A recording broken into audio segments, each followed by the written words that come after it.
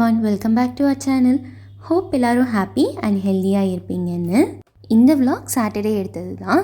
சாட்டர்டேனா office work இருக்காதே தவிர வீட்டு வேலை எல்லாமே சாட்டர்டே சண்டே தான் ஷெடியூல் பண்ணி வச்சுருப்போம். அன்றைக்கி என்னோடய குட்டி கிச்சனை வந்து க்ளீன் பண்ணிவிட்டு அப்படியே என்கிட்ட இருக்கிற அளவான சின்ன கார்டனை வந்து எப்படி ரீபாட்லாம் பண்ணி வச்சேன் அப்படிங்கிறது தான் இந்த விலாகில் நான் ஷேர் பண்ணியிருக்கேன். அன்றைக்கி ஹஸ்பண்டுக்கு ஆஃபீஸ் இருந்ததுனால மார்னிங்கே லன்ச் வேலையெல்லாம் முடிஞ்சிருச்சு. அவங்களுக்கும் பேக் பண்ணி அனுப்பிச்சிட்டு எனக்கும் செஞ்சு வச்சாச்சு. ஸோ ரிலாக்ஸ்டாக இந்த வேலையெல்லாம் ஸ்டார்ட் பண்ணலான்னு ஃபஸ்ட்டு பால் தான் காய்ச்சலான்னு எடுத்து வச்சுருந்தேன். எப்போவுமே பால் வந்து 6 o'clockலாம் வந்துடும். பட் நாங்கள் போய் ஆடி அசைஞ்சு 7:30 மணி இல்லை 8 மணிக்கு தான் எடுப்போம். ஸோ அவ்வளோ நேரம் வெயிலில் இருக்கிறதுனால எடுத்துகிட்டு வந்த உடனே எப்போவுமே காய்ச்சி வச்சுருவேன். பட் இந்த தடவை அவங்களுக்கு கொஞ்சம் லேட் ஆகிடுச்சு அப்படிங்கிறதுனால நம்மக்கிட்ட இருக்கிறதும் 3 அடுப்பு தான், அது பற்ற மாட்டேங்குதே அப்படிங்கிறதுக்காக அவங்களுக்கு எல்லாமே செஞ்சு கொடுத்துட்டு அதுக்கப்புறம் தான் பாலே காய்ச்சினேன்.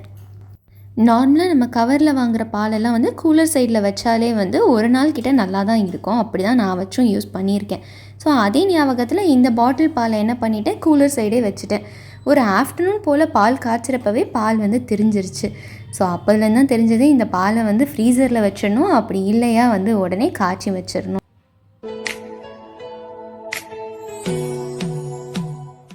டெய்லியுமே சமைச்சு முடித்த பிறகு கவுண்டர் டாப்பில் இருக்கிற எல்லா திங்ஸையுமே நீட்டாக க்ளீன் பண்ணி வைக்கணும் அப்படிங்கிறது என்னோடய ஒரு பேராசனே சொல்லலாம். பட் டெய்லி காலையில் கிளம்புறப்போ அவசரமாக சமைப்பேனா, கீழே பால் சிந்தினா கூட வந்து டிஷ்யூ வச்சு டக்குன்னு தொடச்சோமா கிளம்புனோமா அப்படிங்கிற மாதிரி தான் இருக்கும். ஸோ இதில் எங்கே நான் வந்து ஒவ்வொரு திங்ஸாக நல்லா தொடச்சி வச்சுட்டு போகிறது. அதனால் எப்போவுமே வீக்கெண்ட் ஆனால் கண்டிப்பாக நான்வெஜ் எடுத்தோன்னா அந்த ஈவினிங் வந்து எனக்கு கிச்சன் க்ளீனிங் வேலை தான் இருக்கும். கவுண்டர் டாப்பில் இருக்கிற எல்லா திங்ஸையும் நல்லா க்ளீன் பண்ணிவிட்டு கீழே வச்சு கவுண்டர் டாப்பையும் நல்லா தொடச்சி விட்டுருவேன். கிச்சனில் எப்போவுமே ஒரு விண்டோ திறந்தே தான் இருக்கும் அண்ட் எக்ஸாஸ்ட் ஓப்பனிங் வேறு இருக்கும். ஸோ நிறைய டஸ்ட்டு வந்து கிச்சனுக்கு வந்துகிட்டே தான் இருக்கும். அதனாலவே வந்து எலக்ட்ரிக்கல் அப்ளையன்சஸ்லாம் அப்பப்போ க்ளீன் பண்ணால் தான் வந்து பார்க்க நீட்டாக இருக்கும். எனக்கு வந்து இந்த மிக்சிக்கெல்லாம் வந்து அந்த கவர் போடுவாங்க இல்லையா, அதெல்லாம் போட்டால் ஒரு மாதிரி லுக் இல்லாத மாதிரி இருந்துச்சு. நம்ம தான் வாரத்துக்கு ஒரு தடவை எல்லாத்தையும் தொடச்சிட்டு தானே போகிறோம், அப்புறம் எதுக்கு கவர்லாம் போட்டுக்கிட்டு அப்படின்னு சொல்லி எதுக்குமே கவரே போடலை. வால் டைல்ஸில் அடுப்புக்கு பின்னாடி இருக்கிறது மட்டும்தான் கொஞ்சம் கரையாகிற மாதிரி இருக்கும். பட் அதுவுமே நம்ம சமைச்ச உடனே தொடச்சிட்டோம் அப்படின்னா அதுவுமே ஈஸியாக போயிடும் அப்படிங்கிறதுக்காக அதை அடிக்கடி தொடச்சிருவேன். பட் இந்த மாதிரி மற்ற ஏரியாவில் இருக்கிற வால் டைல்ஸ் வந்து தொடவே மாட்டேன். வீக்கெண்டில் மட்டும்தான் வந்து லைட்டாக எங்கேயாவது கரை இருக்கிற மாதிரி இருந்துச்சுன்னா அதை மட்டும் லைட்டாக தொடச்சிடுவேனே தவிர ஃபுல்லாக அதெல்லாம் வந்து டீப் க்ளீன் பண்ணிகிட்டு இருக்க மாட்டேன். கவுண்டர் டாப்பு ஸ்டவ் எல்லாமே நல்லா தொடச்சிட்டு காயணுங்கிறதுக்காக ஃபேனையும் போட்டு விட்டு நானும் கொஞ்சம் நேரம் போய் ரெஸ்ட் எடுக்க உட்காந்தாச்சு. என்னோடய ஹஸ்பண்ட் எனக்கு என்டர்டெயின்மெண்ட்டான ஒரு ஹோம் ஒர்க் கொடுத்துட்டு போனாங்க. பிகாஸ் நாங்கள் நெக்ஸ்ட் டே வந்து ஒரு மூவிக்கு போகிற மாதிரி இருந்துச்சு. இப்போ தான் எல்லா மூவிக்கும் பார்ட் 1 பார்ட் 2 ரிலீஸ் பண்ணி விட்டுறாங்களே. ஸோ ஃபஸ்ட்டு நீ பார்ட் 1 பார்த்தா தான் உனக்கு பார்ட் 2 புரியும் அப்படின்னு சொல்லி உட்காந்து முழுசாக பார்ட் 1 பார்த்து முடி அப்படிங்கிறது தான் என்னோடய அன்றைக்கி ஹோம் ஒர்க்காக இருந்துச்சு. எப்படியும் நமக்கு படம் பார்க்குறதுக்கு ரொம்பவே பிடிக்கும். சரி பார்ட் 1 பார்த்து நல்லா ட்ரெயின் ஆகி பார்ட் 2க்கு ப்ரிப்பேர்டாக போவோம் அப்படிங்கிறதுக்காக உட்காந்து சிப்ஸை குறிச்சிக்கிட்டே வந்து அந்த படத்தையும் பார்த்துட்டு இருந்தேன்.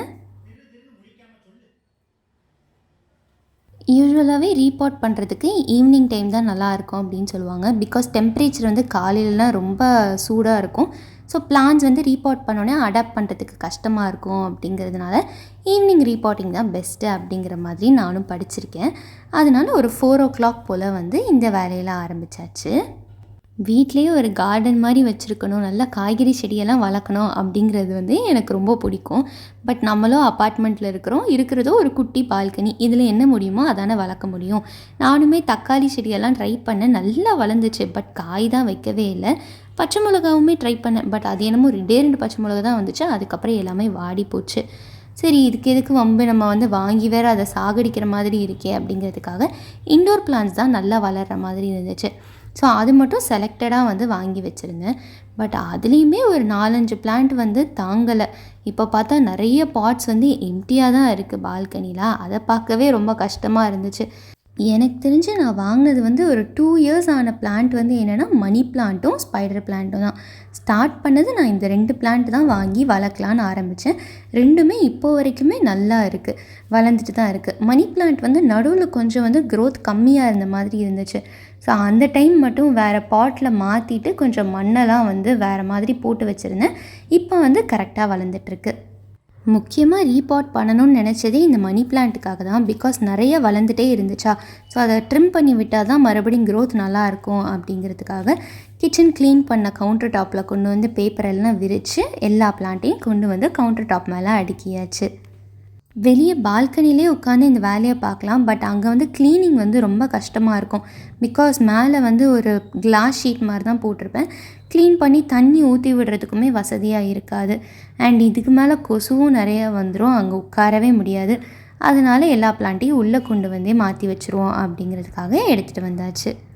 இனிஷியலாக இந்த பிளான்ட் வந்து வைக்க ஸ்டார்ட் பண்ணுறப்போ ஒரு 1 sack ஆஃப் சாண்ட் மட்டும் தான் வாங்கியிருப்பேன். அதுதான் இப்போ வரைக்கும் யூஸ் பண்ணிக்கிட்டு இருக்கேன். அண்ட் நர்சரியிலேருந்து வாங்குகிற பாட்ஸ்லேயுமே சாண்ட் வரும் இல்லையா, ஸோ அதை வச்சு மாற்றி மாற்றி தான் யூஸ் பண்ணிக்கிட்டு இருக்கேன். இந்த பிளான்டர் வந்து நான் ஐக்கியாவில் தான் வாங்கினேன். ரொம்ப பிடிச்சி போய் தான் வாங்கினேன். பிகாஸ் இது வந்து ஒயிட் கலரில் இருக்குது, பார்க்க அழகாக இருக்குது அப்படிங்கிறதுனால.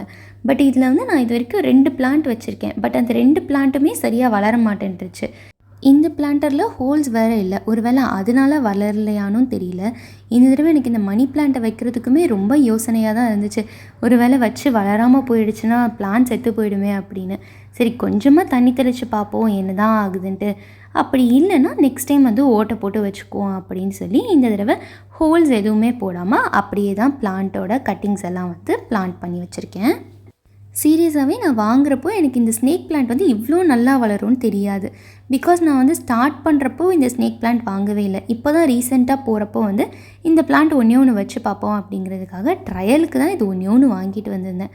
பட் பார்த்தா நான் வந்து வச்சது என்னமோ வந்து ஒரு சாப்ளிங் தான், அதுவும் ரொம்ப சின்ன சாப்ளிங்காக தான் இருக்கும். ஐ திங்க் ஒரு 5 to 6 சென்டிமீட்டர் தான் இருந்துச்சு. ஸோ அதை வாங்கிட்டு வந்த உடனே ரீபாட் பண்ணி வச்சுட்டேன். அண்ட் என்ன பண்ணியிருந்தேன்னா பால்கனிலே தான் வச்சுருந்தேன். நல்லா வெயில் படுற இடத்துலே தான் வச்சுருந்தேன்.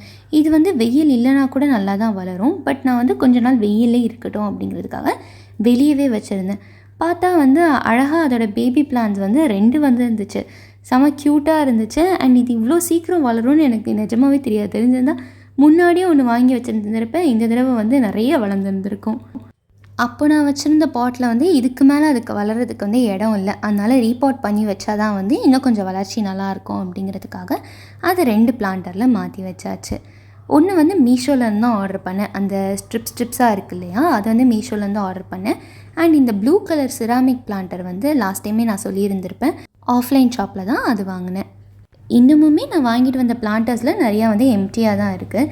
இப்போதைக்கு கொஞ்சமாக மட்டும்தான் ரீபாட் பண்ணி வச்சுருக்கேன். ஏன்னா அதுக்கும் தேவையான பிளான்ஸ் வந்து இல்லை. அண்ட் மணி பிளான்ட்டுமே இப்போ தான் வந்து ஒரு லாங் கட்டிங்கை வந்து ட்ரிம் பண்ணி விட்டுருக்கேன். அது நல்லா வளர்ந்துருச்சு அப்படின்னா வந்து மற்ற எல்லா பிளான்ஸ்லேயுமே வந்து இந்த மணி பிளான்ட்டே வச்சிடலாம் அப்படிங்கிறதுக்காக இப்போதைக்கு வந்து ஒரே ஒரு கட்டிங் மட்டும்தான் மணி பிளான்ட்லேருந்து எடுத்திருக்கேன். மற்ற பாட்ஸ் எல்லாமே சும்மா தான் வச்சுருக்கேன்.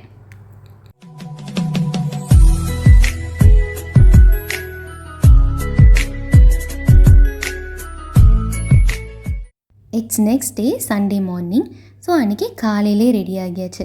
எப்போவுமே மூவி போகிறதா இருந்தால் வந்து மார்னிங்கே மூவிக்கு கிளம்பிட்டா தான் வந்து லஞ்சும் வந்து வெளியே முடிச்சுட்டு வரலாம் அப்படிங்கிறதுக்காக மார்னிங்கே தான் பிளான் பண்ணுவோம். அந்த தடவை வந்து ஃபீனிக்ஸ் மாலுக்கு தான் போயிருந்தோம். முக்கால்வாசி நேரம் நாங்கள் மூவிக்கு போகிறதா இருந்தால் அறக்க பறக்க தான் கிளம்பிகிட்டு இருப்போம். ஏன்னா எப்படியோ லேட் ஆகிடும் அப்படிங்கிறதுனால. பட் அந்த தடவை வந்து ரொம்ப சீக்கிரமே போயிட்டோம். தியேட்டருக்கெலாம் சீக்கிரம் வந்துட்டால் என்ன, மூவி நல்லா பார்க்குறோமோ இல்லையோ அவங்க போடுற எல்லா ஆடையும் நல்லா பார்த்துட்டு உட்காந்துருக்கலாம். நாங்களும் சீக்கிரமாகவே ஸ்க்ரீனுக்குள்ளே போயிட்டோம். அதனால் அவன் போடுற எல்லா ஆடையும் பொறுமையாக பார்த்துட்டு இருந்தோம். அந்த தடவைன்னு பார்த்து ரொம்ப சோதிச்சிட்டாங்க, நிறைய ஆடு போட்டுகிட்டே இருந்தாங்க. நாங்கள் அன்றைக்கி போனது வந்து ஒரு 3D மூவி தான், முஃபாசா த லயன் கிங் அப்படிங்கிற மூவிக்கு தான் போயிருந்தோம். ஃபர்ஸ்ட் டைம் நான் வந்து 3D மூவிக்கு போகிறேன் அப்படிங்கிறதுனால இந்த கண்ணாடியெல்லாம் கொடுத்த உடனே வந்து இது வந்து போட்டால் எப்படி தெரியும், போடாமல் இருந்தால் எப்படி தெரியும் அப்படிங்கிறத வந்து கொஞ்சம் நேரம் ஆராய்ச்சி பண்ணிகிட்டு இருந்தேன். நார்மலாக இந்த எக்ஸிபிஷன்லாம் போனால் ஒரு 15 மினிட்ஸ் கிட்டே போட்டிருப்போம் இல்லையா, ஸோ அந்த மாதிரியே தான் இருந்துச்சு. ஸ்பெக்ஸ் போட்டிருந்தோம் அப்படின்னா வந்து கிளாரிட்டி ஆஃப் பிக்சர் வந்து நல்லாயிருக்கும். அண்ட் இதுவே நம்ம ஸ்பெக்ஸை கலட்டிட்டோம் அப்படின்னா வந்து அந்த பிக்சர் எல்லாமே பயங்கர ஷேக்கியாக இருந்துச்சு. எனக்கு தெரிஞ்ச அந்த ஸ்பெக்ஸ் இல்லாமல் பார்க்கவே முடியாது போல் அந்த படத்தை. ஸோ ஸ்பெக்ஸ் போட்டுகிட்டே அந்த படத்தை ஃபுல்லாக பார்த்துட்டு வெளியே வந்தோடனேமே ஏதாவது சாப்பிட்ணும் போல் இருந்துச்சு. சரி ஓகே, இங்கே வந்து டோனட்ஸ் எனக்கு ரொம்ப பிடிக்கும். அதுவும் இந்த கடையில் மெயினாக வந்து ஃபீனிக்ஸ் மாலில். ஸோ அங்கே வந்து பிடிச்ச மாதிரி ஒரு 2 ஃப்ளேவர் ஆஃப் டோனட்ஸ் மட்டும் வாங்கிட்டு உள்ளேயே ஃபுட் கோர்ட் வந்து சுற்றி பார்த்தோம். பட் எல்லாமே ரொம்ப க்ரௌடாக இருந்துச்சு. சண்டேங்கிறதுனால உட்காரத்துக்கு கண்டிப்பாக சீட் கிடைக்கவே கிடைக்காது அப்படிங்கிறதுனால வெளியவே போய் சாப்பிட்டுக்கலாம் அப்படின்னு சொல்லி அங்கேருந்து கிளம்பியாச்சு. வர வழியிலே வந்து வெஜ் ஹோட்டலில் வந்து இந்த குப்தா பவன் வந்து ரொம்ப நாளாக ட்ரை பண்ணணும்னு நினச்சிட்டே இருந்தோம். ஸோ அங்கேயே போயிடலாம் அப்படின்னு அங்கே தான் வந்திருந்தோம்.